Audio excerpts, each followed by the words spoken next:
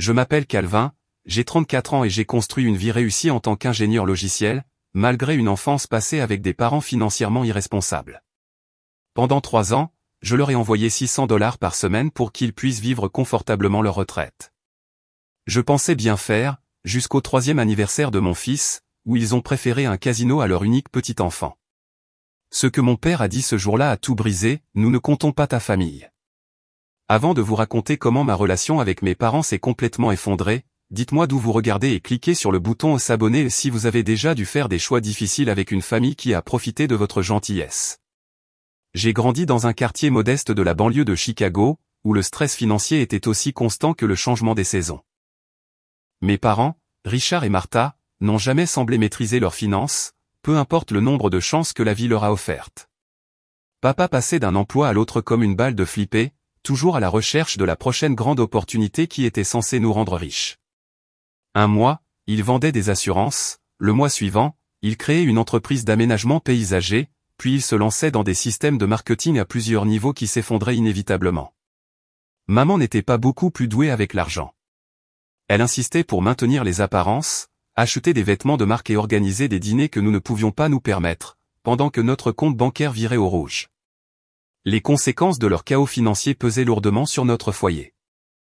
Je me souviens avoir fait mes devoirs à la bougie en 3e quand l'électricité a été coupée pour la 3e fois cette année-là. Le pire, c'est quand j'avais 14 ans et que je suis rentré de l'école pour trouver notre allée vide. La banque avait saisi notre voiture pendant que j'étais en cours de maths. Mes amis sont passés en voiture, témoins de toute la scène humiliante. À 2 reprises, nous avons failli perdre notre maison à cause d'une saisie, sauvée uniquement par des prêts de dernière minute de ma grand-mère maternelle, qui faisait la morale à mes parents sur la responsabilité, pendant qu'ils acquiesçaient avec contrition, pour ensuite répéter les mêmes schémas quelques mois plus tard. À 15 ans, j'ai compris que si je voulais une sécurité financière, je devais la créer moi-même. J'ai commencé à travailler dans une épicerie locale, à remplir les étagères après l'école et le week-end.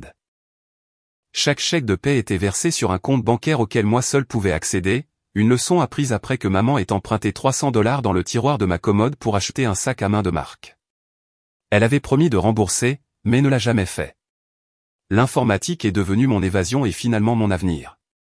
Notre lycée avait un laboratoire informatique décent, et je restais tard, à apprendre la programmation en autodidacte en attendant que mon service du soir commence.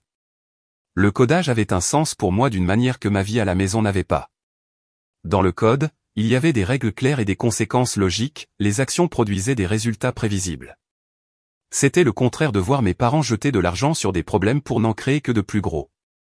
Quand le moment de postuler à l'université est arrivé, mon conseiller d'orientation m'a poussé vers la programmation.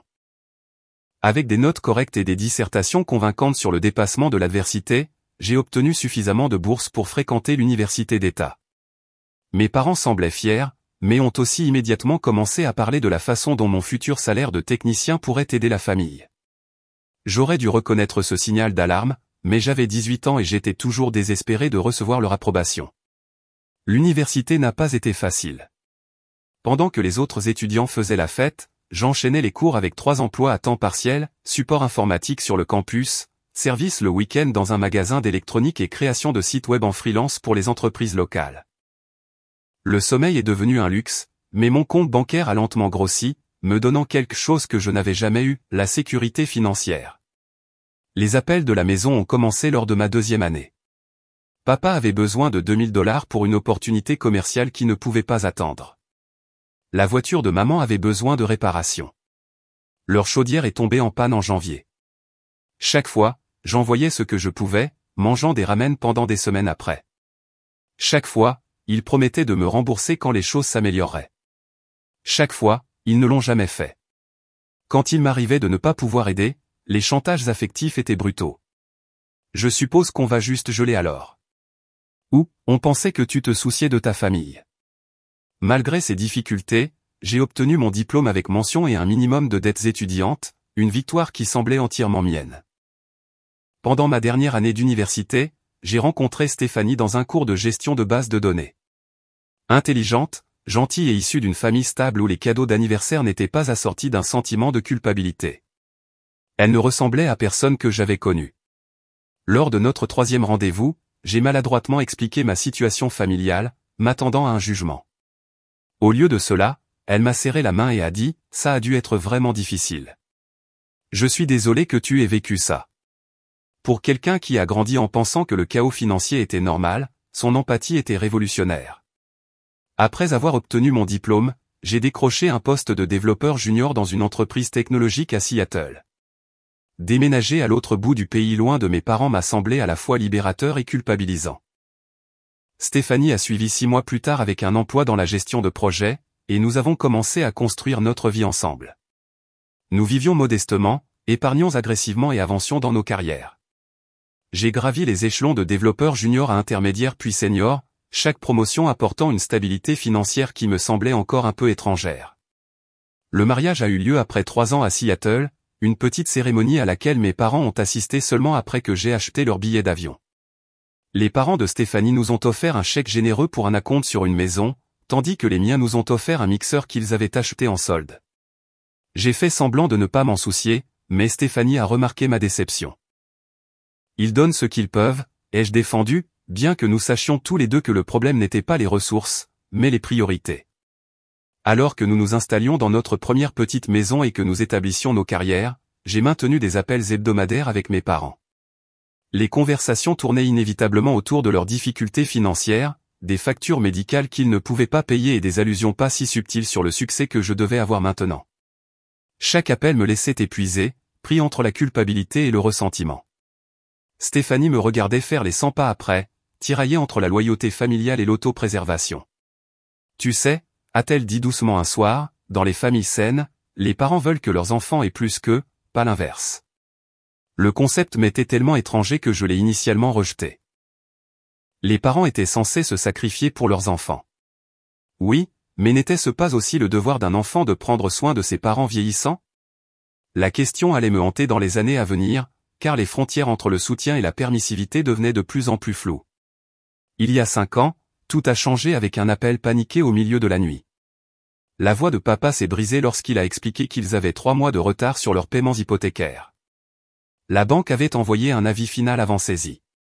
Ils avaient besoin de 15 000 $, sinon ils perdraient leur maison dans 2 semaines. Nous avons tout essayé, mon fils, a-t-il dit, semblant vaincu pour la première fois de ma vie. Le travail à temps partiel de ta mère dans le grand magasin couvre à peine l'épicerie, et personne ne veut embaucher quelqu'un de mon âge pour un salaire décent. Nous n'avons nulle part où aller. J'ai couvert le téléphone et j'ai regardé Stéphanie, qui était assise dans son lit à côté de moi, l'inquiétude gravée sur son visage. Nous avions économisé pour une maison plus grande, planifiant notre future famille. Cela nous ferait reculer considérablement. Laisse-moi parler à Stéphanie et je te rappelle demain, lui ai-je dit, l'estomac noué. Après avoir raccroché, Stéphanie et moi avons parlé jusqu'au lever du soleil. Elle avait des inquiétudes valables. S'agissait-il d'une urgence ponctuelle ou du début d'un schéma? Qu'en était-il de nos propres objectifs financiers? Mais elle comprenait aussi l'obligation familiale d'une manière que je respectais. Si nous les aidons, a-t-elle finalement dit, nous avons besoin de limites claires. Cela ne peut pas devenir une chose régulière. Le lendemain, j'ai appelé mes parents et j'ai accepté de transférer l'argent avec des conditions, ils devaient tous les deux trouver un emploi stable, même à temps partiel, établir un budget et rencontrer un conseiller financier que je paierais. Ils ont accepté avec enthousiasme, exprimant une gratitude larmoyante et promettant que cela les remettrait définitivement sur les rails. 3 mois plus tard, ils ont rappelé. Leurs impôts fonciers étaient dus, et ils n'avaient pas les 4 000 $ nécessaires.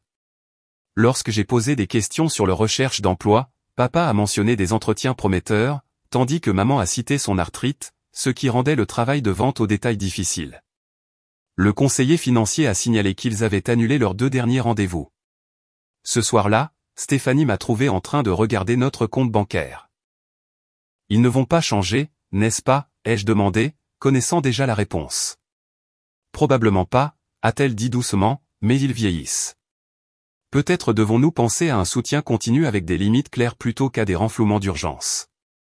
Après plusieurs discussions difficiles, nous avons décidé que je leur enverrais 600 $ par semaine, une somme importante qui devrait couvrir leurs dépenses de base tout en leur permettant une certaine dignité et un certain confort dans leur soixantaine. J'ai créé un compte séparé avec des virements automatiques, en précisant qu'il ne s'agissait pas d'un revenu supplémentaire pour le luxe, mais destiné à garantir que leurs besoins essentiels soient satisfaits. C'est plus que généreux, a déclaré maman quand j'ai expliqué l'arrangement. Tu es un si bon fils.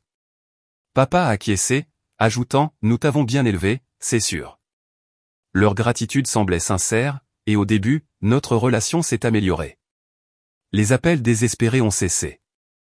Nos conversations hebdomadaires incluaient des sujets au-delà de leurs problèmes financiers. Ils semblaient plus détendus, demandant même occasionnellement des nouvelles de mon travail et de ma vie au lieu de se concentrer uniquement sur leurs problèmes. Pendant cette période de relative stabilité, Stéphanie et moi avons accueilli notre fils, Mason, dans le monde. La naissance de notre enfant a modifié ma perspective sur les obligations familiales et les responsabilités générationnelles. En tenant mon nouveau-né dans mes bras, j'ai fait des promesses silencieuses de lui assurer la stabilité et de lui enseigner la responsabilité financière, brisant ainsi le cycle qui avait causé tant de stress dans ma propre enfance.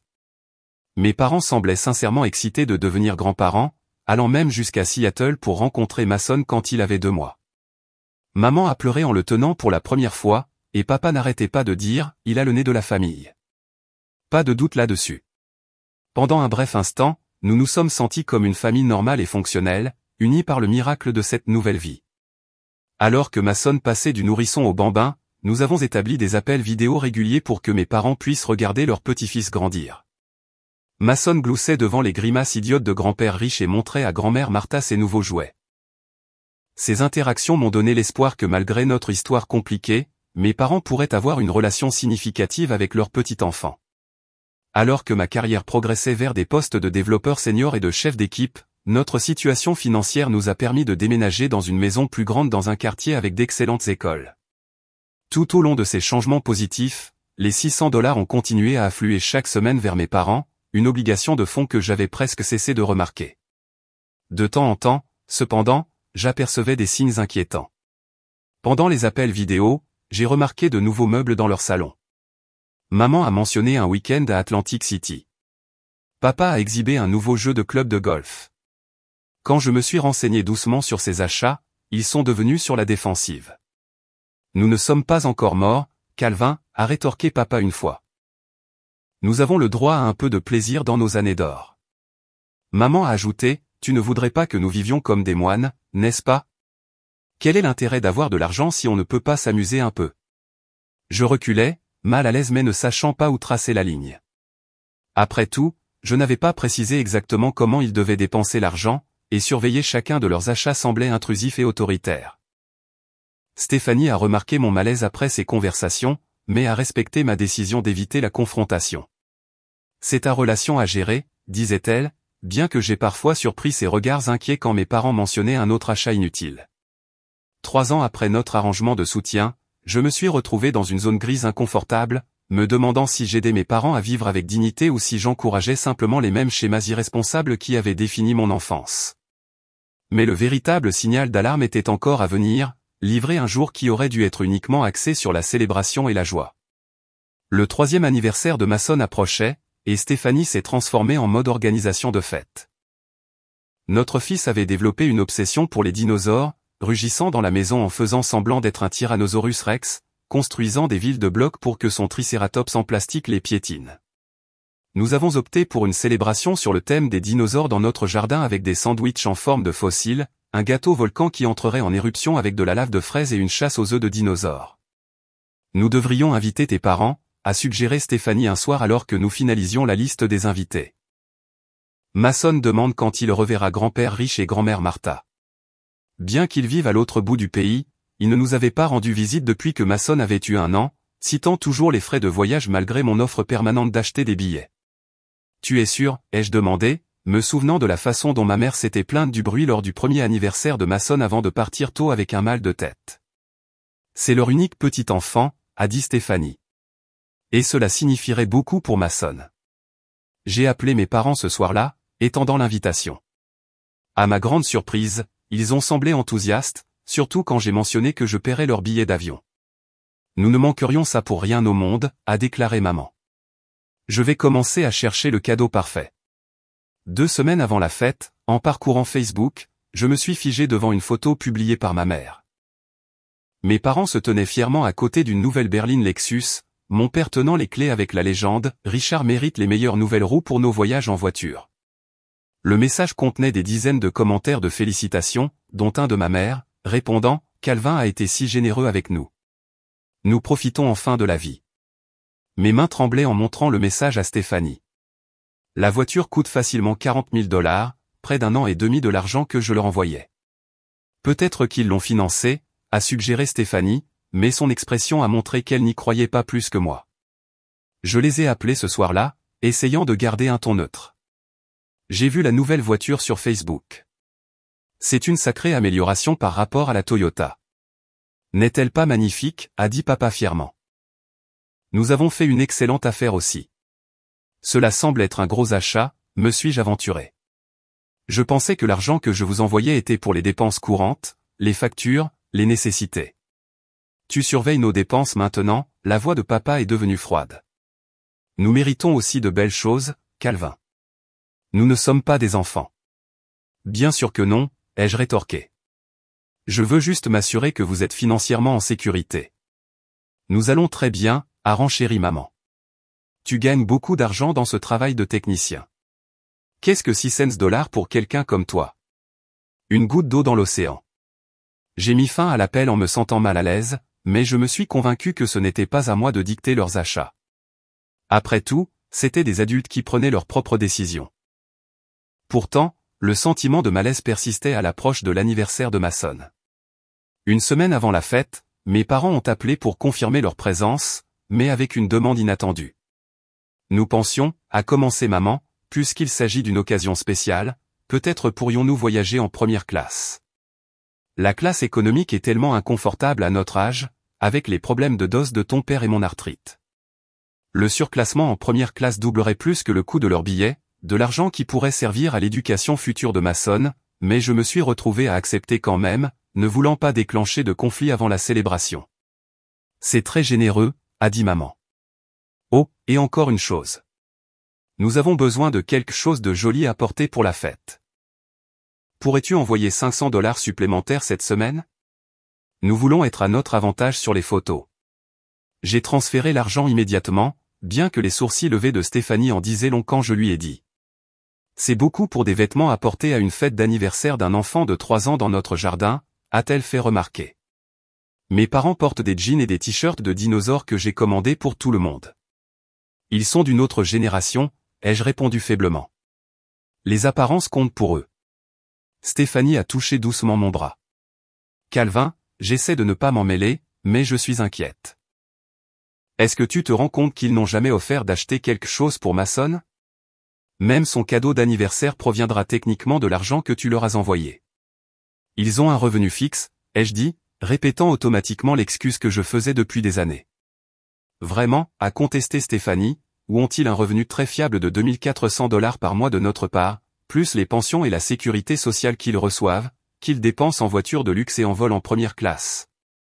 Ces mots m'ont piqué parce qu'ils contenaient une vérité que je n'étais pas prêt à affronter. Passons juste la fête d'anniversaire, ai-je dit. Nous pourrons parler de la situation dans son ensemble après. La veille de la fête, j'ai reçu un SMS de papa, atterri en toute sécurité. L'hôtel est acceptable, mais nous nous attendions à quelque chose de plus proche du centre-ville. Nous prendrons un taxi pour ta maison demain pour la fête. Je n'avais pas réservé leur hôtel parce qu'ils insistaient pour faire leurs propres arrangements, prétendant que mes choix étaient toujours trop économiques. Apparemment, ils avaient choisi un hôtel haut de gamme dans le centre-ville de Seattle plutôt que les options parfaitement correctes plus proches de notre maison de banlieue. Ce soir-là, alors que Stéphanie et moi gonflions des ballons de dinosaures et que nous disposions des décorations préhistoriques, Mason courait en pyjama de dinosaure, plus qu'excité.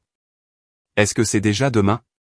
Est-ce que grand-père Rich et grand-mère Martha vont m'apporter un gros cadeau? Est-ce qu'ils vont rugir comme des dinosaures avec moi? Bien sûr qu'ils le feront, mon pote, ai-je promis, ignorant le nœud qui se formait dans mon estomac. Demain sera la meilleure journée de tous les temps. Le matin de l'anniversaire de Mason s'est levé clair et ensoleillé, un temps parfait pour une célébration en plein air. Stéphanie et moi nous sommes réveillés tôt, disposant des empreintes de dinosaures menant de notre porte d'entrée au jardin où nous avions installé des tables, des jeux et un petit château gonflable en forme de brachiosaure. Mason courait dans son costume de dinosaure, s'exerçant à rugir pour l'arrivée des invités. Les parents de Stéphanie, Jim et Linda, sont arrivés 1 heure plus tôt, apportant des chaises pliantes supplémentaires et se sont immédiatement mis à aider. Jim gonflait le dernier ballon tandis que Linda arrangeait la table du buffet, s'arrêtant de temps en temps pour courir après Mason dans le jardin, faisant semblant d'avoir peur du féroce dinosaure qui la chassait. À l'approche de midi, des amis et leurs enfants ont commencé à arriver. Mason accueillait chacun d'eux avec un rugissement de dinosaure et une étreinte, les conduisant aux activités que Stéphanie avait organisées. Je vérifiais ma montre à plusieurs reprises, m'attendant à ce que mes parents arrivent d'une minute à l'autre. Ils avaient mentionné prendre un taxi, donc l'heure d'arrivée pouvait être imprévisible, mais la fête avait officiellement commencé. 13h est arrivée et repartie. Aucune trace de mes parents. J'ai appelé leurs 2 téléphones, tombant à chaque fois sur la messagerie vocale. J'ai envoyé un SMS, la fête a commencé. Tout va bien? Mason vous demande. À 14h, alors que Mason s'apprêtait à souffler les bougies sur son gâteau volcan, entouré d'une douzaine d'enfants excités et de leurs parents, mes parents étaient toujours absents. Mason leva les yeux vers moi avec de grands yeux. Où sont Papy Riche et Mamie Martha? Vont-ils me voir avoir 3 ans? Ils sont probablement juste en retard, mon pote, dis-je, forçant un sourire. La circulation à Seattle peut être délicate. Profitons de ton gâteau, et je parie qu'ils seront bientôt là. Pendant que Stéphanie menait tout le monde en chantant joyeux anniversaire, je me suis éloigné pour essayer d'appeler à nouveau. Toujours pas de réponse. La colère et l'inquiétude se battaient en moi. Était-il arrivé quelque chose, ou avait-il simplement décidé de ne pas venir? La fête s'est poursuivie avec Mason ouvrant ses cadeaux, sa déception initiale s'estompant au milieu de l'excitation des nouveaux jouets et livres de dinosaures. Les parents de Stéphanie ont compensé avec une attention et un enthousiasme supplémentaires, bien que j'ai surpris Linda en train de me jeter des regards inquiets chaque fois que Mason demandait après ses grands-parents absents. À 16h, alors que les invités commençaient à partir, il n'y avait toujours pas de nouvelles de mes parents. Mason jouait joyeusement avec ses nouveaux jouets, mais regardait occasionnellement vers le portail quand il entendait une voiture passer. Chaque fois, son petit visage se décomposait quand des inconnus passaient au lieu de ses grands-parents, cela me brisait un peu plus le cœur. Peut-être vérifier à l'hôtel, suggéra Stéphanie doucement alors que nous nettoyions les papiers cadeaux. Si quelque chose est arrivé. J'ai appelé l'hôtel, qui a confirmé que mes parents étaient des clients, mais qu'ils étaient partis vers 11h ce matin-là. Donc, ils étaient quelque part en train de manquer délibérément l'anniversaire de leur petit-fils après avoir traversé le pays en avion, soi-disant pour cette raison précise. À 17h30, alors que nous rangions les dernières décorations, mon téléphone a finalement sonné avec le numéro de mon père. Je suis entré dans le garage pour prendre l'appel, le cœur battant. « Papa, où êtes-vous » Nous étions très inquiets. Mason vous demande depuis toute la journée. « Oh, nous avons décidé de visiter le Emerald Queen Casino à la place, répondit-il avec désinvolture. Ta mère a entendu dire qu'ils avaient un excellent buffet. Nous passons un bon moment. Je suis resté debout, dans un silence stupéfait, incapable de comprendre ce que j'entendais. Vous? Quoi? Vous avez traversé le pays en avion pour l'anniversaire de Mason et vous avez juste décidé de le sauter pour un buffet de casino? Ne sois pas aussi dramatique, Calvin. Ce n'est qu'une fête d'enfant. Il n'a que 3 ans. Il ne s'en souviendra même pas. Il vous demande depuis toute la journée, dis-je, la voix s'élevant. Il voulait vous montrer son costume de dinosaure. Il voulait que vous le voyiez souffler ses bougies. Écoute, les fêtes d'enfants ne sont pas vraiment notre truc. Trop bruyant, trop de microbes. Nous passerons demain, peut-être pour l'emmener déjeuner ou quelque chose comme ça. Papa, ce n'est pas la question. Vous vous êtes engagé à être ici. Mason comptait sur vous. J'ai payé votre billet en première classe spécifiquement pour que vous puissiez assister à son anniversaire.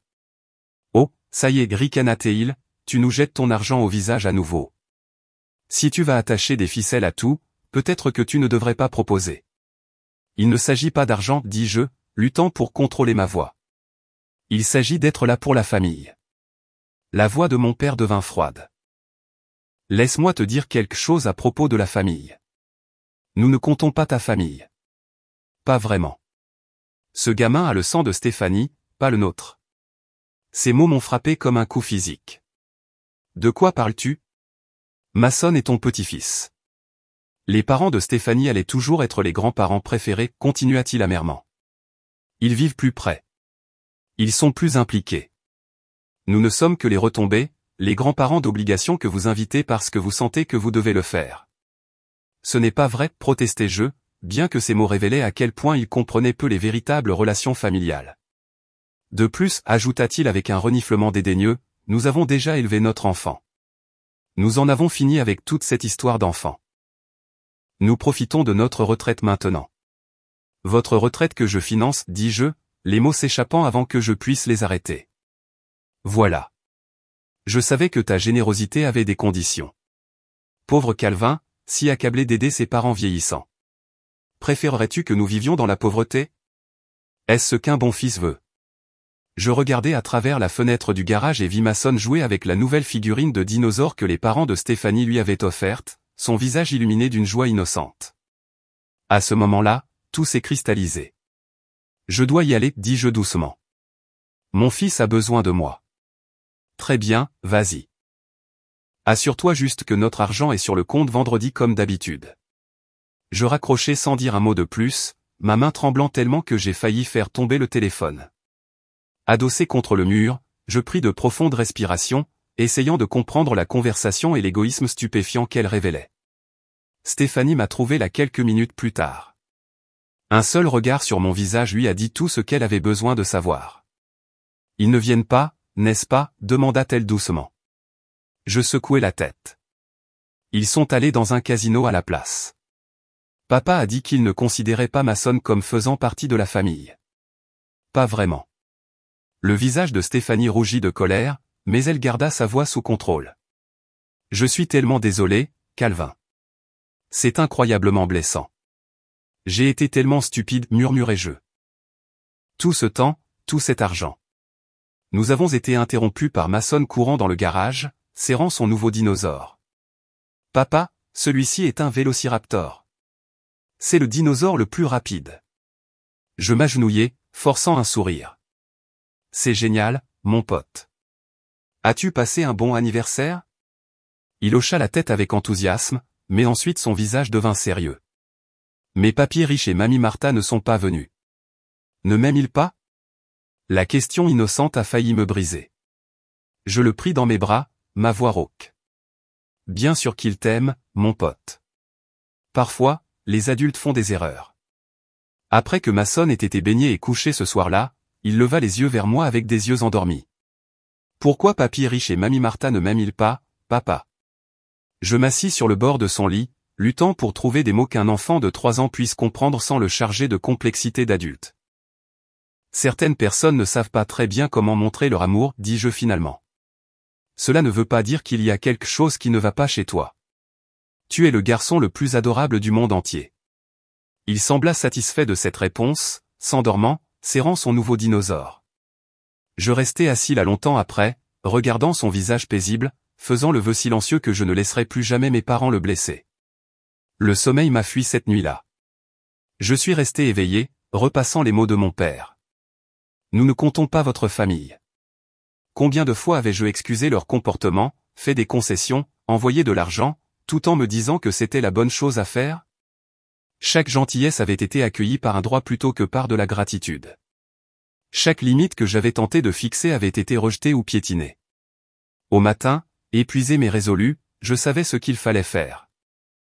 Pendant que Stéphanie emmenait Mason au parc, je me suis assis à l'ordinateur du bureau à domicile et j'ai commencé à enquêter sur la destination exacte de mon argent. J'ai accédé au compte joint que j'avais créé pour mes parents et j'ai téléchargé les transactions de l'année écoulée. Ce que j'ai trouvé m'a glacé le sang, des retraits réguliers dans les casinos, des magasins de vêtements haut de gamme, des restaurants chers, un paiement à une compagnie de croisière de luxe, des magasins d'alcool, des appareils électroniques.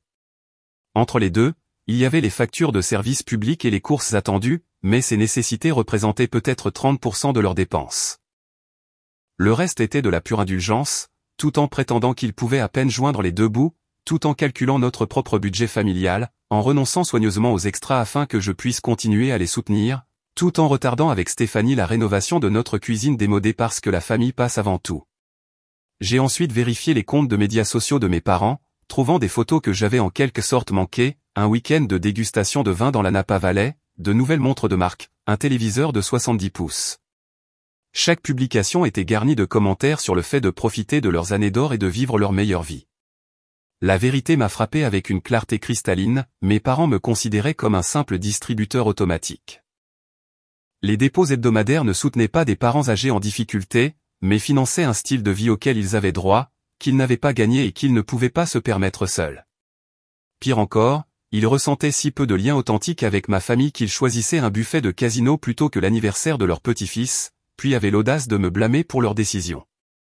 Avec des mains qui avaient cessé de trembler et qui étaient maintenant stables de détermination, j'ai effectué plusieurs opérations financières en succession rapide. Tout d'abord, j'ai contacté la banque et j'ai fermé le compte joint que j'avais créé pour mes parents, transférant le solde restant sur mon compte personnel. Deuxièmement, j'ai annulé tous les virements automatiques vers les comptes associés à mes parents. Troisièmement, je les ai supprimés en tant qu'utilisateurs autorisés d'une carte de crédit d'urgence que j'avais fournie il y a des années. Enfin, j'ai bloqué mon crédit auprès des 3 principaux bureaux, sachant que mes parents avaient accès à mon numéro de sécurité sociale et à ma date de naissance. Chaque action était à la fois terrible et libératrice. Je rompais des liens financiers qui étaient devenus des chaînes toxiques, donnant la priorité au bien-être de ma propre famille plutôt que de permettre des schémas destructeurs. Lorsque Stéphanie est revenue avec Mason, les jours osent d'avoir joué, elle m'a trouvé dans la cuisine en train de préparer le déjeuner. Un seul regard sur mon visage lui a dit que quelque chose d'important s'était passé. « Mason, pourquoi n'irais-tu pas choisir un livre à lire après le déjeuner » suggéra-t-elle. Une fois qu'il se fut sauvé, elle se tourna vers moi. « Que s'est-il passé ?» Je les ai coupés, dis-je simplement. Plus d'argent. J'ai vérifié l'activité du compte. Ils vivaient comme des rois sur notre argent tout en mentant sur le fait d'avoir besoin d'aide pour les besoins de base. Plutôt que le choc auquel je m'attendais à moitié, Stéphanie hocha la tête lentement. Je m'en doutais. Est-ce que tu vas bien? Non, admis-je, mais je le serai. J'aurais dû le faire il y a des années. Que vas-tu leur dire? Je jetai un coup d'œil vers la chambre de Mason, où il triait joyeusement ses livres. La vérité, que leurs actions ont des conséquences, que je ne financerai pas un style de vie pour des personnes qui ne considèrent même pas mon fils comme faisant partie de la famille. Après le déjeuner et l'heure du compte, pendant que Mason faisait la sieste, j'ai composé un courriel détaillé à mes parents. J'ai expliqué ma décision de mettre fin au soutien financier, citant leur absence à la fête d'anniversaire comme la goutte d'eau qui a fait déborder le vase dans un schéma de manque de respect et de droit. J'ai souligné les dépenses extravagantes que j'ai découvertes et comment elles violaient l'esprit de notre accord. J'ai établi des limites claires pour l'avenir, plus d'argent, plus de visites impromptues et aucun contact avec Mason tant qu'il ne faisait pas preuve d'un remords sincère et ne changeait pas de comportement. Le courriel était ferme mais pas cruel. J'ai reconnu leur âge et leurs défis potentiels, mais j'ai souligné que ma première responsabilité était envers ma femme et mon fils. J'ai terminé en disant que je serais ouvert à la reconstruction de notre relation s'ils étaient disposés à participer à une thérapie familiale et à accepter la nouvelle réalité financière. J'ai cliqué sur envoyer, puis j'ai bloqué leur numéro sur mon téléphone, ayant besoin d'espace par rapport aux inévitables réactions négatives. Seulement 40 minutes plus tard, mon téléphone professionnel a sonné avec le numéro de ma mère. J'ai songé à l'ignorer, mais j'ai décidé de faire face à la situation directement. « Comment as-tu pu nous faire ça ?» cria-t-elle sans saluer. « Nous venons d'essayer d'utiliser la carte de crédit pour le dîner, et elle a été refusée.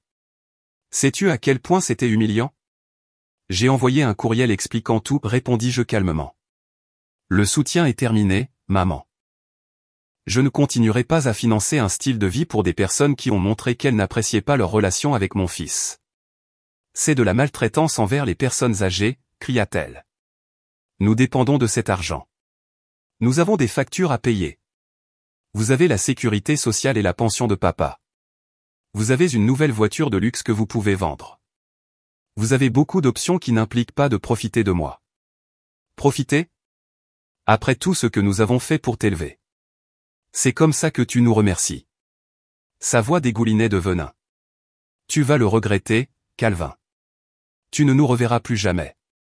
C'est votre choix, dis-je, gardant mon sang-froid, bien que mon cœur batte à tout rompre. Mais réfléchissez bien à savoir si les visites au casino et les achats de luxe valent la peine de perdre votre relation avec votre fils et votre petit-fils. Passe ton père, exigea-t-elle. La voix de mon père se fit entendre, froide de fureur.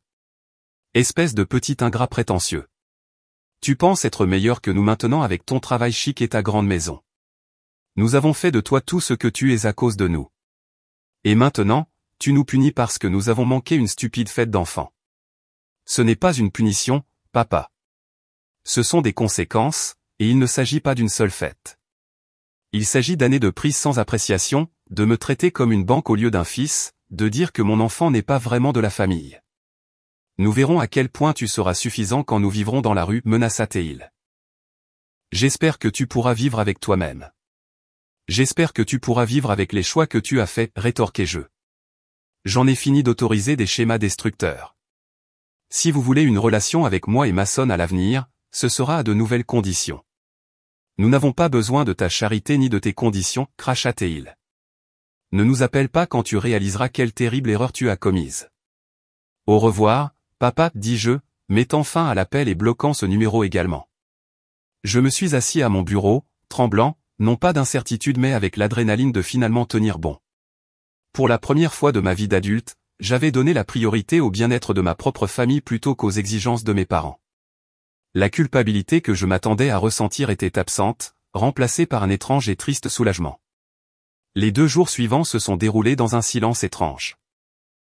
Pas d'appel, pas de SMS, pas de courriel de mes parents. J'ai commencé à espérer, peut-être naïvement, qu'ils avaient accepté ma décision et qu'ils réfléchissaient à leur comportement. Stéphanie a remarqué mon attitude détendue, commentant que je semblais plus léger en quelque sorte. C'est comme si j'avais posé un sac à dos lourd que je ne savais même pas que je portais, expliquai-je. Cette paix a été brisée le 3e matin lorsque mon téléphone a explosé de notifications. Mes parents avaient lancé une offensive multiplateforme. Tout d'abord, des appels provenant de numéros que je ne reconnaissais pas qui se sont avérés être des téléphones d'hôtel et des téléphones cellulaires empruntés contournant mes blocages. Ensuite, des courriels avec des lignes d'objets de plus en plus désespérés et en colère tels que tes parents seront sans abri. Comment as-tu pu faire cela aux personnes qui t'ont élevé, et ils nous diront à tout le monde quel genre de fils tu es vraiment. Plus inquiétant encore, ils ont publié une longue tirade sur Facebook, m'étiquetant ainsi que de nombreuses relations mutuelles, se dépeignant comme des parents âgés abandonnés dont le fils ingrat les avait coupés sans avertissement parce qu'ils avaient manqué une fête d'anniversaire. Ils ont commodément omis les années de soutien financier, leur voyage au casino ou le commentaire de mon père sur le fait de ne pas considérer Mason comme faisant partie de la famille. Au milieu de l'après-midi, mon téléphone bourdonnait de messages inquiets de membres de la famille élargie qui avaient vu la publication. La sœur de ma mère, tante Patricia, a appelé pour exiger une explication sur la façon dont je pouvais abandonner mes parents âgés. Mon cousin Thomas a envoyé un texto me traitant d'égoïste et de sans cœur. Devrais-je répondre publiquement, ai-je demandé à Stéphanie ce soir-là. Rétablir la vérité? Elle secoua sagement la tête. C'est exactement ce qu'ils veulent. Une dispute publique où ils peuvent se faire passer pour la victime. Quiconque te connaît vraiment ne croira pas leur version.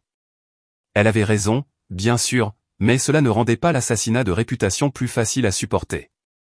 Je me suis retrouvé à expliquer la situation réelle à plusieurs reprises aux membres de ma famille, certains réceptifs, d'autres convaincus que j'étais le méchant de cette histoire. Le pire moment est survenu lorsque le frère de mon père, l'oncle Robert, a appelé alors que Mason était à proximité. Ne connaissant pas la situation, j'ai répondu sur haut-parleur, seulement pour que mon oncle se lance dans une tirade. Espèce de petit ingrat.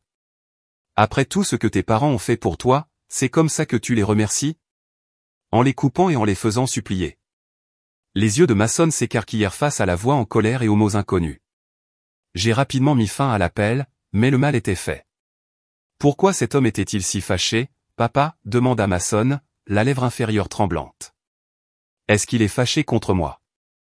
Personne. Pas contre toi, l'assurai-je en le serrant dans mes bras. Parfois, les adultes ne sont pas d'accord sur certaines choses. Cela n'a rien à voir avec toi. Mais ses petites épaules restèrent tendues, et il resta inhabituellement silencieux ce soir-là, clairement affecté par l'interaction colérique dont il avait été témoin. Ce soir-là, Stéphanie et moi avons pris une décision difficile, une coupure complète de la communication avec mes parents et toute personne agissant comme leur mandataire, au moins temporairement. J'ai envoyé un dernier courriel à mes parents expliquant que leurs attaques publiques et le recrutement de membres de la famille m'avaient forcé à couper tout contact pour le bien-être de ma famille, en particulier Mason. J'ai réitéré que la porte restait ouverte à la réconciliation, mais uniquement par le biais d'une thérapie familiale et avec des excuses sincères. La réponse est venue rapidement. Tu ne peux pas nous empêcher de voir notre petit-fils. On va voir ça. La menace implicite me donna froid dans le dos. J'ai installé une sonnette vidéo ce week-end et informé la garderie de Mason que seule Stéphanie, moi-même ou ses parents étaient autorisés à venir le chercher. Une semaine s'est écoulée dans un calme relatif. Puis, un samedi après-midi, pendant que Stéphanie emmenait Mason faire les courses, un taxi s'est arrêté devant notre maison. Mes parents en sont sortis, valise à la main, et se sont dirigés vers la porte d'entrée. Je les ai regardés à travers la caméra de sécurité sonner à plusieurs reprises, puis commencer à frapper à la porte quand je n'ai pas répondu. Calvin, on sait que tu es là. Ouvre cette porte immédiatement. Ma mère a crié directement dans la caméra. J'ai parlé à travers le haut-parleur de la sonnette. Maman, papa, je vous ai dit de ne pas venir ici. S'il vous plaît, partez. Nous avons fait tout ce chemin en avion pour voir notre petit-fils, a hurlé papa. Tu ne peux pas nous l'enlever. Nous avons des droits. Tu as choisi de ne pas le voir pour son anniversaire. Je leur ai rappelé, s'il vous plaît, partez maintenant. Nous pourrons parler quand vous serez plus calme, par l'intermédiaire d'un thérapeute. Nous ne partirons pas tant que tu ne nous affronteras pas comme un homme, a déclaré papa, s'asseyant dramatiquement sur sa valise. Et rends-nous notre carte de crédit et l'accès à notre argent. Ce n'est pas votre argent, papa. C'était un don volontaire qui a pris fin lorsque vous avez montré que vous ne respectez pas ma famille ou moi. Ils ont continué à faire une scène, leur voix devenant plus forte, attirant les regards curieux des voisins qui passaient. Quand ma mère a commencé à pleurer théâtralement parce qu'elle était abandonnée dans notre vieillesse, j'ai su que je devais mettre fin à ce spectacle. Si vous ne partez pas immédiatement, je n'aurai d'autre choix que d'appeler la police, ai-je averti. Tu n'oserais pas, haleta maman. Je protège ma famille, ai-je déclaré simplement. Vous avez 30 secondes pour retourner à votre taxi. Ils ne bougèrent pas, pensant clairement qu'il s'agissait d'un bluff. J'ai soupiré lourdement et composé le 911, expliquant calmement la situation au répartiteur. 15 minutes plus tard, la voiture de Stéphanie s'est garée dans l'allée juste au moment où une voiture de police arrivait. Je me suis précipité dehors pour les intercepter, ne voulant pas que Mason soit témoin de cette situation, mais il était trop tard. Il était déjà sorti de la voiture, les yeux écarquillés à la vue de la police qui parlait à ses grands-parents. Grand-père Rich, grand-mère Martha, appelait-il avec excitation, commençant à se diriger vers eux. Stéphanie lui prit doucement la main. Pas maintenant, mon chéri. Rentrons à l'intérieur et laissons papa parler à grand-père et grand-mère. Les policiers ont été professionnels, expliquant à mes parents qu'ils étaient en violation de propriété et qu'ils devaient partir. Mon père a essayé de faire valoir qu'ils avaient le droit de voir leur petit-fils, mais la police a précisé qu'en tant que parents, Stéphanie et moi contrôlions l'accès à notre enfant mineur. Ce n'est pas fini, cria mon père alors qu'ils retournaient finalement à leur taxi qui attendait. La famille ne traite pas la famille de cette façon. L'ironie de sa déclaration aurait pu être comique si ce n'était pas si douloureux. À l'intérieur, Mason était confus et bouleversé. Pourquoi la police parlait-elle à grand-père et grand-mère? Ont-ils des ennuis? Pourquoi je ne pouvais pas leur dire bonjour?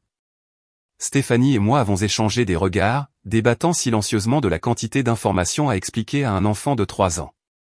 Finalement, je l'ai assis sur mes genoux. Parfois, les adultes ont besoin de temps pour eux quand ils ne sont pas d'accord, mon pote. Grand-père et grand-mère et moi ne sommes pas d'accord en ce moment, alors nous prenons de la distance les uns des autres. Comme quand je me fâche contre Jadon à la garderie et qu'on joue dans différents endroits, demanda-t-il, essayant de comprendre. Quelque chose comme ça, ai-je convenu, soulagé par son analogie simple mais précise. Nous avons tous besoin de temps pour nous calmer. Ce soir-là, après que Mason se soit endormi, Stéphanie et moi avons discuté des prochaines étapes. Je pense que nous devrions parler à quelqu'un, suggéra-t-elle, un thérapeute spécialisé dans l'éloignement familial. Cela nous affecte tous, en particulier Mason. J'ai hoché la tête, épuisé par les événements de la journée. Et peut-être consulter un avocat au sujet d'une ordonnance restrictive. Je ne pense pas qu'ils s'arrêteront après aujourd'hui. La semaine suivante a apporté un nouveau développement. J'ai reçu un courriel d'Alan Peterson, le propriétaire de mes parents. Il avait trouvé mes coordonnées sur leur demande de location comme personne à contacter en cas d'urgence. Je vous contacte parce que vos parents ont 3 mois de loyer de retard, expliquait son courriel. Ils ont toujours été à l'heure auparavant, alors je voulais vérifier si tout allait bien avant de commencer une procédure d'expulsion. 3 mois de retard, malgré mon soutien hebdomadaire, j'ai regardé l'écran, étonné de la profondeur de leur mauvaise gestion financière. Ils avaient clairement privilégié les achats de luxe à leurs besoins de base en matière de logement, supposant que je serais toujours là pour les sortir de toute crise. J'ai remercié Alan pour l'information, mais j'ai expliqué que je ne gérais plus les finances de mes parents. Je lui ai suggéré de communiquer directement avec eux au sujet du loyer impayé. Le fait qu'ils puissent être expulsés me pesait, mais je me suis rappelé qu'ils étaient des adultes qui avaient fait leur propre choix, privilégiant à plusieurs reprises les désirs aux besoins. Dans une dernière tentative de réconciliation, j'ai envoyé un courriel à mes parents leur offrant une thérapie familiale comme seule voie à suivre. J'ai recommandé un thérapeute spécialisé dans les conflits intergénérationnels et les limites financières, offrant même de payer les séances. Leur réponse a été rapide et dédaigneuse. Nous n'avons pas besoin de thérapie. Nous voulons récupérer notre argent. Rends-nous notre allocation hebdomadaire de $600 et les choses pourront revenir à la normale. Leur utilisation du mot allocation, comme si l'argent était leur droit plutôt que mon cadeau, a confirmé que j'avais pris la bonne décision. Il n'y avait aucune reconnaissance de la façon dont ils avaient blessé Mason ni reconnaissance du choix inapproprié du casino pour son anniversaire. Aucune admission que le fait de le déclarer pas de la famille était cruel et faux. Le cœur lourd, j'ai mis en œuvre une politique de non-contact complète. J'ai changé mon adresse électronique, j'ai obtenu un nouveau numéro de téléphone et j'ai modifié les paramètres de confidentialité sur tous les médias sociaux. Cela me semblait extrême, mais nécessaire pour protéger ma famille immédiate de la tourmente émotionnelle que mes parents créaient. Mason posait occasionnellement des questions sur ses grands-parents, et nous répondions honnêtement, mais de manière adaptée à son âge, en disant qu'il prenait une longue pause de visite, mais que nous lui ferions savoir quand cela changerait. Sa confusion a progressivement fait place à l'acceptation, en particulier grâce à la présence affectueuse des parents de Stéphanie qui remplissaient admirablement le rôle de grands-parents. 6 mois se sont écoulés sans contact. Les premières semaines ont été les plus difficiles, remplies de vagues de culpabilité, de colère et de chagrin. Je pleurais non pas pour la relation que j'avais perdue, mais pour celle que je n'avais jamais vraiment eue, des parents qui célébraient mes succès sans jalousie, des parents qui faisaient passer mes besoins avant leurs désirs, des parents qui considéraient mon enfant comme un membre précieux de la famille plutôt que comme une obligation gênante. Stéphanie m'a suggéré de consulter un thérapeute individuellement en plus de nos séances familiales. Initialement réticent, j'ai finalement accepté, reconnaissant que plus de 30 ans de schéma malsain avaient laissé des marques que j'avais besoin d'aide pour traiter. La docteure Winters m'a aidé à comprendre que le comportement de mes parents reflétait leurs propres limites et dysfonctionnements, et non ma valeur en tant que fils. Vous pouvez aimer vos parents tout en reconnaissant qu'ils ne sont pas capables d'avoir la relation que vous méritez, a-t-elle expliqué lors d'une séance particulièrement forte. Fixer des limites ne consiste pas à les punir. Il s'agit de vous protéger, vous et votre famille, contre des schémas nuisibles. Les questions de Mason sur ses grands-parents ont progressivement diminué à mesure que de nouvelles expériences remplissaient ses journées. Lorsqu'il posait des questions, nous maintenions un message cohérent. Grand-père riche et grand-mère Martha prennent du temps pour eux, mais ils se soucient toujours de toi. Parfois, les adultes ont besoin d'espace pour comprendre les choses. Les parents de Stéphanie ont fait preuve d'une grande générosité, nous rendant visite régulièrement et créant des traditions spéciales avec Mason. Ils n'ont jamais dit de mal de mes parents et n'ont pas essayé de les remplacer, ils ont simplement rempli l'espace d'un amour et d'une attention sincère. Voir mon fils faire des biscuits avec la mère de Stéphanie ou construire des modèles d'avions avec son père m'a montré à quoi devraient ressembler des relations saines entre grands-parents et petits-enfants. Près de 7 mois après l'incident de l'anniversaire, une enveloppe est arrivée avec l'adresse de retour de mes parents. J'ai failli la jeter sans l'ouvrir, mais quelque chose m'a fait hésiter. À l'intérieur se trouvait une lettre manuscrite de mon père, la première fois que je voyais son écriture depuis des années. Calvin, commençait-elle simplement, je me suis beaucoup remis en question depuis notre dernière conversation. J'ai été en colère pendant longtemps après que tu nous aies coupés. Je t'ai blâmé pour tout. Mais quelque chose que le médecin de ta mère a dit récemment m'a fait réaliser que nous pouvions aussi avoir une part de responsabilité ici. La lettre se poursuivait, expliquant que ma mère avait été diagnostiquée avec une démence à un stade précoce, ce qui avait potentiellement contribué à certains de ses comportements et dépenses plus erratiques. Il a reconnu qu'ils avaient pris mon soutien financier pour acquis et qu'ils avaient fait de mauvais choix avec l'argent que j'avais fourni. Manquer l'anniversaire de Mason était inexcusable, a-t-il écrit. Et ce que j'ai dit à propos du fait qu'il n'était pas de la famille était cruel et faux. J'ai réagi violemment parce que je me sentais coupable, mais ce n'est pas une excuse. C'est un garçon merveilleux et il mérite de meilleurs grands-parents que nous ne l'avons été.